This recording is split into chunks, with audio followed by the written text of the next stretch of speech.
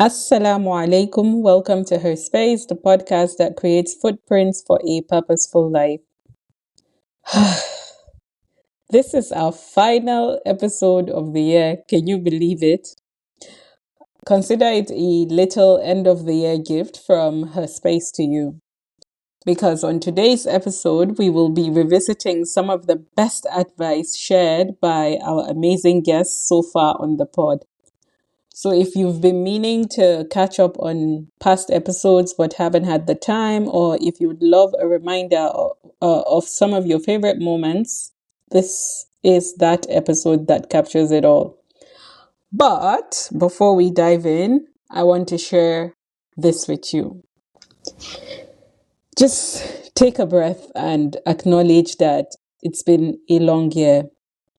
And as the year winds down, there's always or often pressure to show up bigger and better in 2025. And this is a trend we've seen in the past years where we want to adapt that tagline, New Year, New Me. I just want to make a difference. This is my year of success. This is my year. And I wish all of that for you. But I also want you to know that here at Her Space, it is your safe space. So we don't want to exert any form of pressure to rush you to plan for the coming year, for 2025. Instead, I invite you to just pause, reflect on the year that you've had. Ask yourself, what were the gifts this year brought into your life? And what were the gaps that it brought into your life? For me, I would say the greatest gift has been watching so many of my du'as come into fruition. And I sound like a broken record at this point because I've said it over and over again in previous episodes, but it's just my truth. This year has been transformational in the way I make dua, in the way I talk to Allah, and even in my relationship with Allah.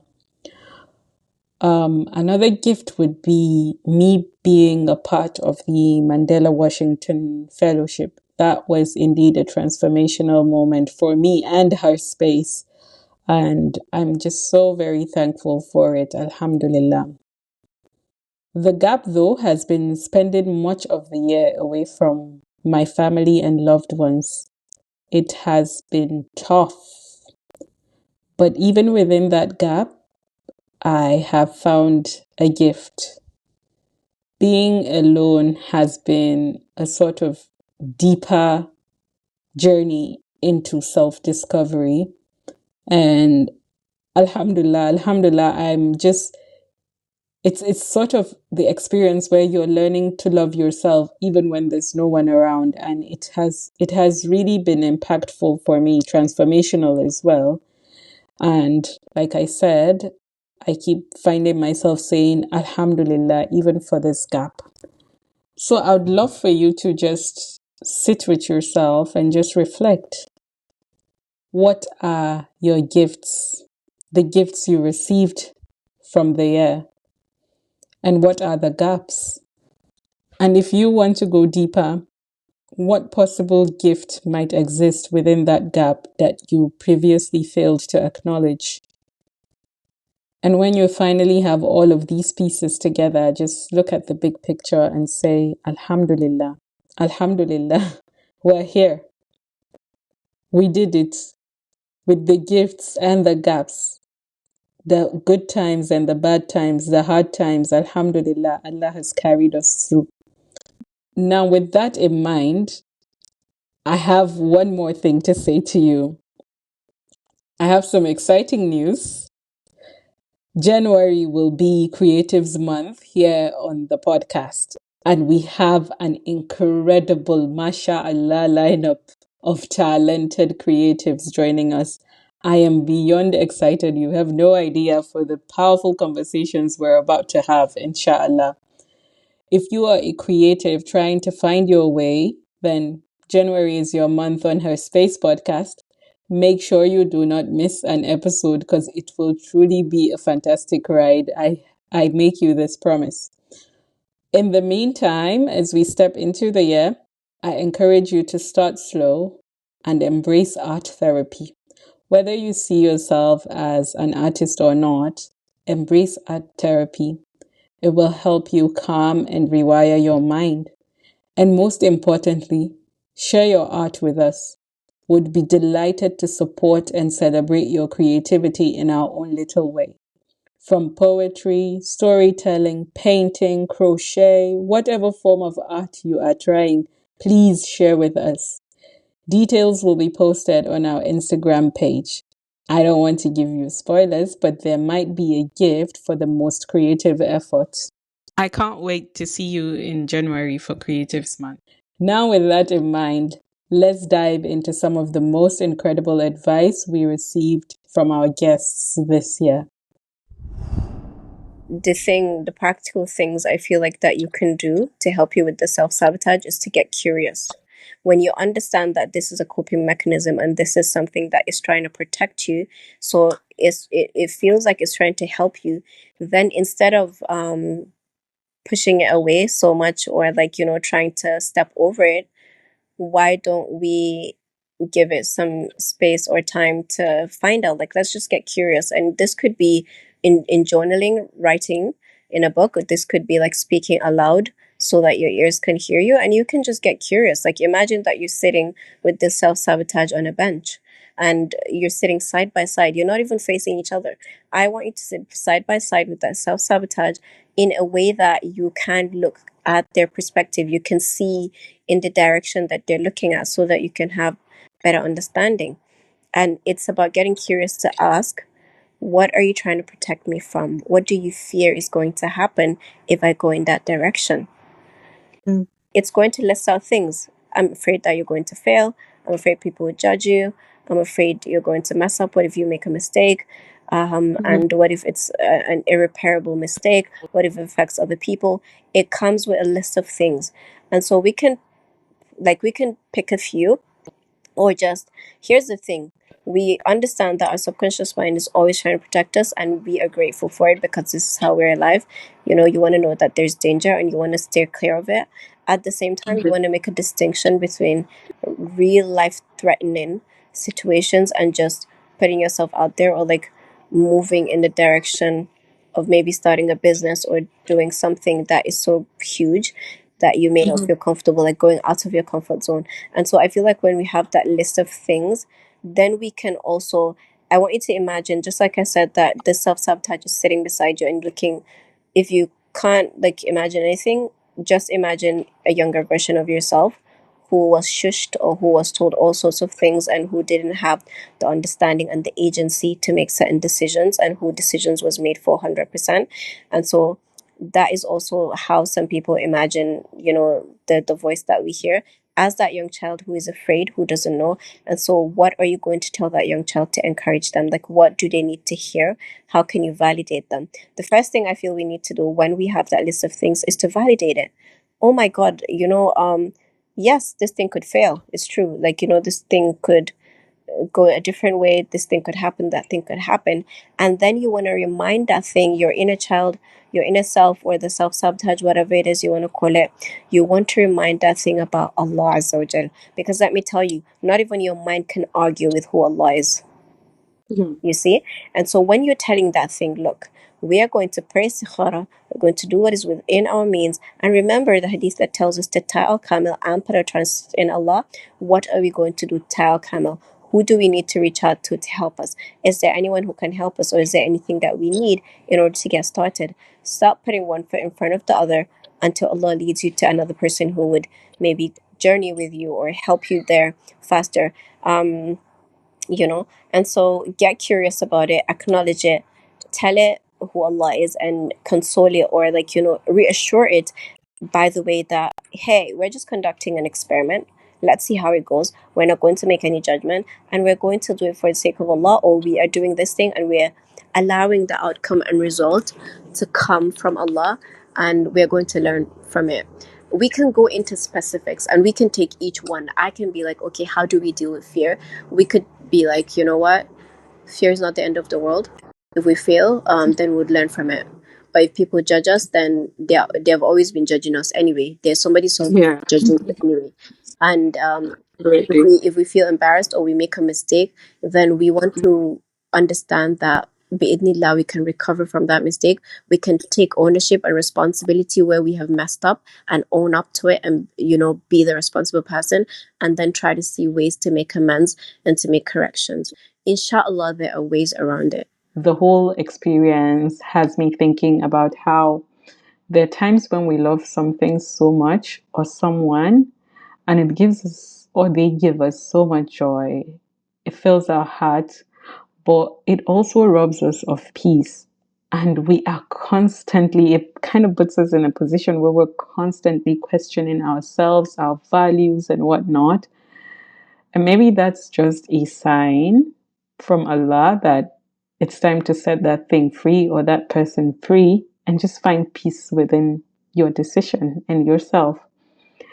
I've heard people say that sometimes when they love something so much, they don't even make dua about it or make istikhara about it because they're afraid that what they want is not the same as what's best for them.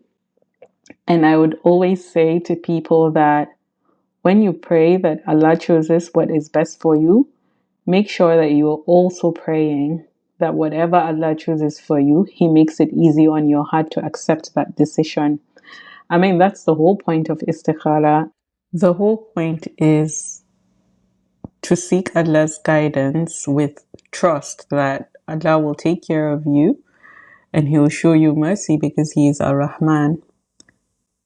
Another point of reflection for me in this whole experience has been that I realized one of the reasons why I held on for so long, despite being aware that it was costing me my peace, I realized I found it really difficult to let go because I have always been afraid of goodbyes.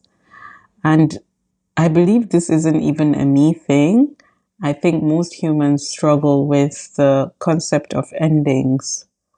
And I feel this happens largely because in some way we see endings as a form of failure. When we end a relationship or a marriage, when we walk away from a job or a project, especially if those things are dear to our hearts, there's a part of us that almost always feels as if we have failed at something. So in this case for me, I felt as if I had failed in building a successful YouTube channel. But I also think one way to look at this is that the end of one thing almost always signifies a new beginning, a beautiful beginning even. And just staying fixated in what we deem as the failure, which is the ending, or staying stuck in the thing that is costing us our peace, it steals away the opportunity to explore the new beginning, which is a gift that Allah has handed to us.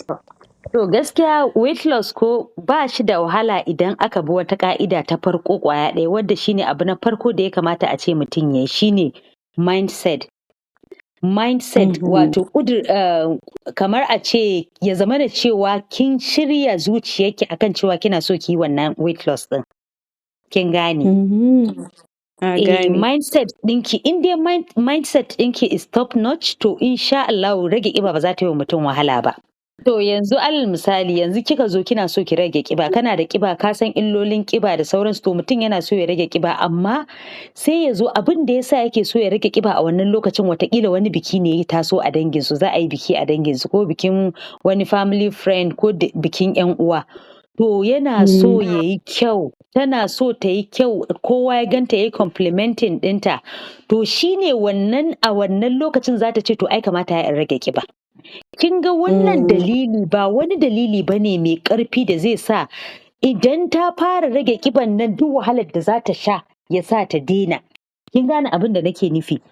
Idan Ta ta zo gane. idan ta zo ta fara rage kiban, da zarar ta rame an zo an fara biki, an yi bikin nan an gama, an yi complimenting ɗinta an ce ta yi kyau, to sai kiga ta koma square zero. Ko kuma idan an ci Okay. sa'a, idan an ci sa'a da aka gama bikin nan ma ta ɗan ci gaba, da zarar ta tarar da wata wahala a hanya, sai ta zubar ta ce ai an gama bikin shi kenan. Wato akwai dalilai masu ƙarfi da za su iya kamar motivating ɗinka su ƙara maka ƙwarin gwiwa wurin rage ƙiba. Amma in Yawwa, ka ɗauko the wrong yawwa. reasons, to kamar za ki iya ba mu misalin kamar menene the right approach mindset ɗin da ya kamata mu yi carrying idan muna so mu yi losing weight. Excellent, excellent. Abu na farko wanda ya fi komai muhimmanci idan kika sa shi shine dalilin da yake so ki rage ƙiba. Zai sa ki ta tafiya bayan kin rage ƙiban ma ki yi maintaining ɗin ƙibar, ki yi maintaining ɗin wannan weight loss ɗin, shine ki danganta ramar da kike so ki yi da lafiyarki. Ki sa wa ranki cewa ina so in rame saboda lafiyata ta inganta. Duk wanda yake da ƙiba ya san cewa ƙiba tana da illa akan lafiyarsa. So idan kika zo kina so ki rame, kika sa wa ranki cewa ina son in rame ne saboda in inganta lafiyata. Kin san lafiya ba short term abu bane. Lafiya it's something da kike so ki ya zamana kina da ita har ƙarshen rayuwarki. Haka ne. So it's not something that is short lived. So in kina da wannan reason ɗin da yasa kike so ki rame, it will keep you going har ƙarshen rayuwarki. Haka ne. You are absolutely right because wannan kinga yana nuna kamar ina tunanin a da mutane da yawa ba su fahimci cewa akwai wani alaƙa mai ƙwari tsakanin a ce fitness da kuma behavioral sciences ba, amma kinga yanzu kamar kin mana tying in shi together cewa mindset ɗinka yana da rawar da yake takawa na musamman a rayuwarka idan dai har da gaske kana so ka rage kiba ne don abin da zai amfani rayuwanka, because in ka ɗauke shi ta fannin a'a don in yi kwalliya ne ko in shiga mutane a ce na yi kyau, ba ma don kanka kake yi ba don wasu kake yi, so duk ranar da suka ce maka a to kiban nan ma da kika rage baki kyau ba misali, ko sun yi wani magana dai da zai sa kiki ji wani iri, to it's very easy for you ma ki ce to ba ma amfanin rage kiban tun da daman ba don kanka kake yi ba don lafiyarka ba. Sosai another thing kenan sosai, saboda shi yasa idan kanki zaki kalla a picture din, kanki zaki kalla ba wani ba, saboda dama you are going to come across mutanen da za su faɗi negative abubuwa akan abin da kike yi. Wani yana ganin ki kin rame din, zaki ji an ce kai wallahi da kika rame sai kika yi muni, wannan rama kamar baki da lafiya. So idan wani kuma zaki ga cewa ya daɗe bai ganki ba lokacin da kika maybe bai ganki ba shekara 2 baya, a lokacin baki kai haka kiba ba, to yanzu kin rame, maybe kin dan samu wani progress, to amma kuma shi saboda ya daɗe bai ganki ba bai san kin samu progress, yana ganin sai ya ce ya naga kina ta kiba. Idan dai har ba dan karan kanki kika yi ramar ba, dan mutane su yabe ki ne su ce kin yi abin arziki, akwai maganganun da mutane za su zo suna gaya miki wanda zai sa ki ji ma ba kya son, ba za ki ci gaba da wannan ramar ba za ki ci gaba da maintaining healthy weight din ba. Kin gane? Kamar yanzu alal misali wani kawai sai ya ganki kin zo wuce sai ce kai wallahi da kika rame kin yi muni, ko kuma a'a wani ya daɗe bai ganki ba, bayan kin riga kin samu progress, kina ganin kin cire wajen 5 kg a weight ɗinki, kina jin daɗin jikinki, wani kawai sai ya ganki ce kai haka kika ƙara ƙiba. I would just maybe speak more to support for dyslexic adults in the workplace. I think I want to just encourage anyone listening to give dyslexic people a chance, right? Some of them have grown again without proper support, and they're now adults who are trying to navigate their daily living. So if you can create a structure of support, it will be lovely. And if you can help a dyslexic person around you identify their strength, just so that they don't keep struggling. It would be nice. And then finally, when you hear us speak about dyslexia, it is our goal that you also tell another person about it, just so that you can increase the people that have the knowledge of dyslexia. Quite interesting, when how you relate this to confidence, to motherhood, and speaking up for our kids, because we come, if you go back a bit in time, the culture that Exactly. Yeah. where we find ourselves is that the culture of kunya, Exactly. where yes, where you see things happening, but you're not able to speak up for it. Um, and we live Yeah. in a society where people can be insensitive towards others' feelings, where we lack empathy. Exactly. Yeah. And, Mm-hmm. somebody can just look at a child. I mean, just yesterday we were discussing how it's so interesting how even in our society where we're all blacks, we are so racist even to Yeah. ourselves, Yeah. where Colorism you is a have a thing for child, us. you have three. Exactly. You have three children, and people look at them and they're like, or you have maybe five children, they're like, oh, all of them are so fair, but how come this one is black, Exactly. Yeah. And those things can really affect a child. They can affect the child's outlook on life. They can begin to affect their confidence. Yeah. They look at this one and they're like, oh, this one is fat. This one, it begins to affect, their self-worth, Mm-hmm. which is very Absolutely. which is completely tied to our self-confidence, because self-worth and self-confidence are different, but they're Mm-hmm. so interrelated that we sort of mix the two of them together. So one has to, I think, in that situation, you have to continue to reinforce your own beliefs, when it comes to your own child. Remind Mm-hmm. them, of reinforce their beliefs, tell them, um, reinforce in a way that you tell them, you counter rather those things that people are telling them, and Yeah. you sort of help them boost their confidence, because I think this is so important. It Mm-hmm. happens a lot in our society, and we have to learn as mothers to unapologetically speak up for our children, Yeah. without that feeling of, should I or should I not. It's really important, because long term it affects children. I remember my mom talks about how one of my sisters was, she's pretty now, mashallah. Mm-hmm. But as a baby, apparently she was cute, but she was not the most beautiful baby. And somehow, people would, there was this particular woman that would come to our house and say things like, oh, that she was asking my mom, Inaikasan, where did you get this ugly baby? And my Mm-hmm. sister sort of still remembers that. Yeah. Mashallah, some children can be not so cute as babies, and then as they grow older, people will be like, Yeah. what Yeah. happened? And she's actually one of those children. Yeah. As she grew older, she, mashallah, turned into a pretty woman.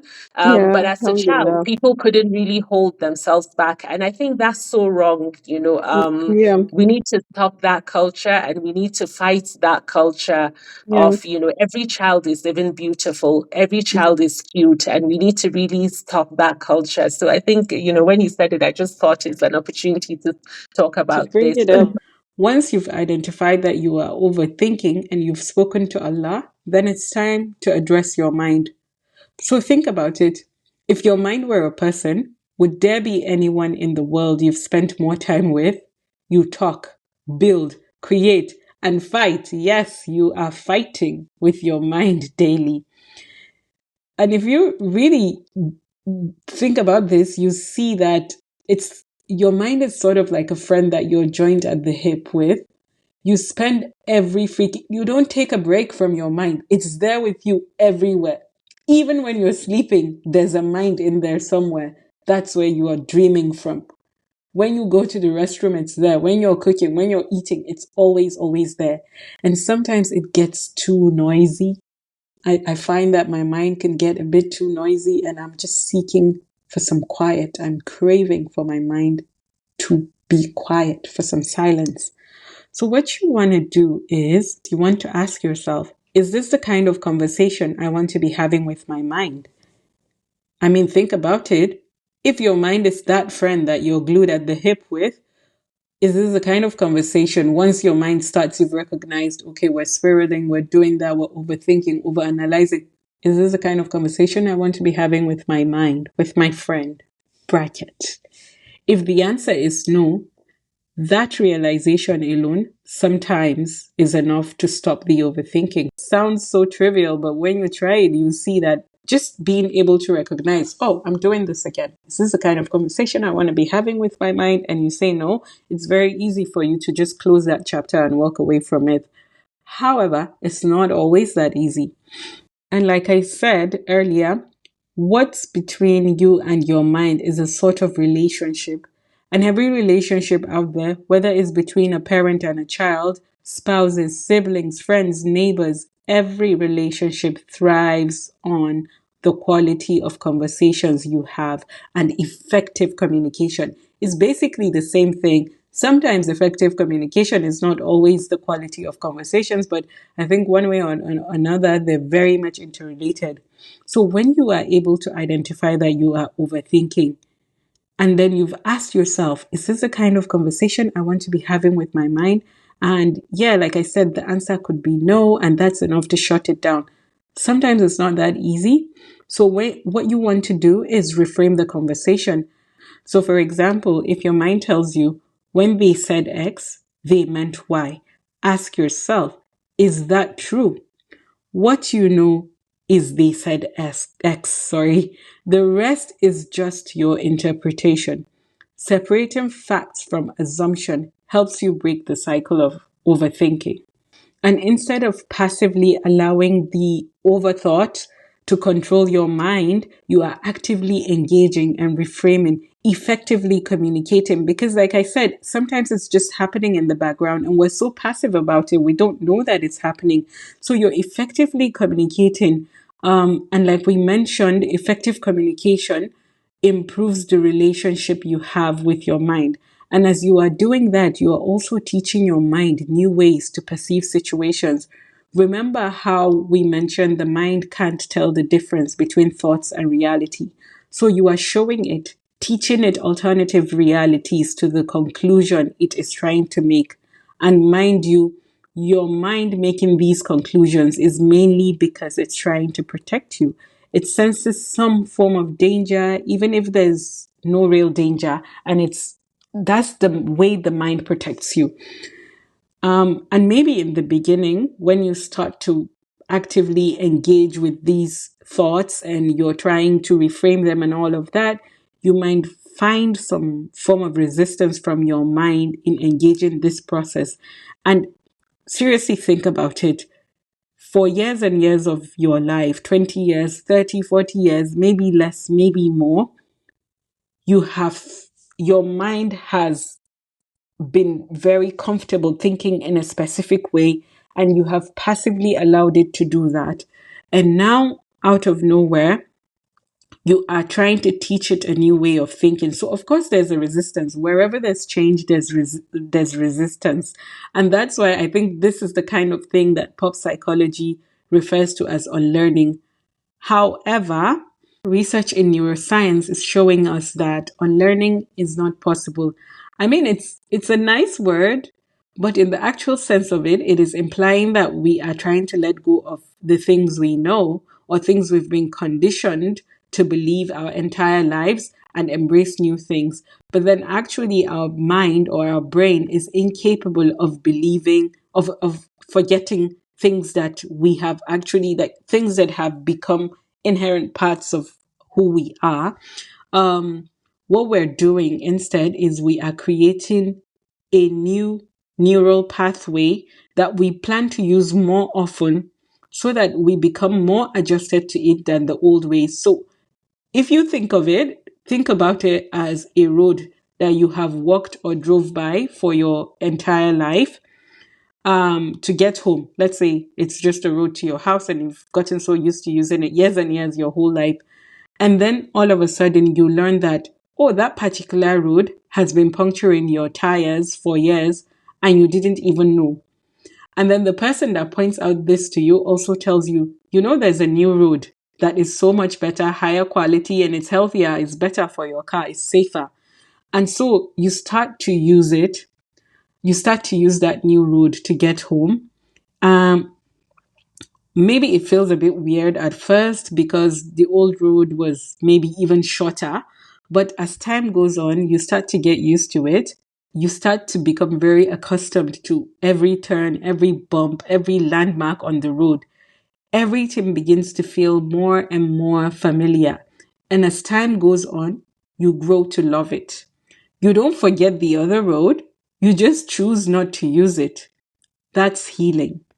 Thank you so much. You have made it all the way to the end of this episode. Your support means everything to us. Help us achieve our goal of becoming the number one health and wellness podcast in Africa and the world by engaging with the podcast. Like, subscribe, and share it with the people that you love. And if you'd like to connect with our guest speaker, you'll find their contact information in the description box. We truly appreciate you for being a part of the Health Space community.